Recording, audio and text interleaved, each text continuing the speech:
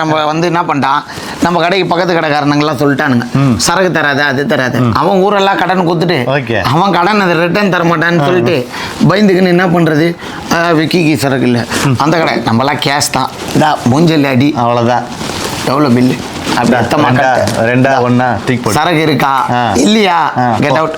நீ என்ன தெத்த கூட, நான் தான் உன்னை தெத்த வேணாம், உன் சரகே வேணாம், குப்பையை கூட காசாக்குவேன், அந்த திறமை என்கிட்ட இருக்குது.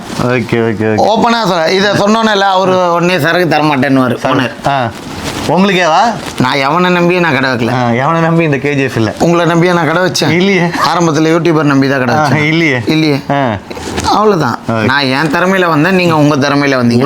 அப்படியே 2 பேர் ஜோடியா பயணிக்கிறோம், அவ்வளவுதான். இதான் உண்மையான விஷயம். ஆமா அதான் உண்மை. நான் 1 வருஷமா கடை வாய் நான் பொழிச்சிட்டேன், நான் என் வாயு உழைப்பால பொழிச்சேன். இப்போ நான் 1 வருஷமா வீடியோ கொடுக்கல, அதுக்கு நீங்க பொழைக்காம போயிட்டீங்க. அப்படிலாம் கிடையாது, நான் இன்னொருத்தர் தேடி போவேன், அதுதான் விஷயம்.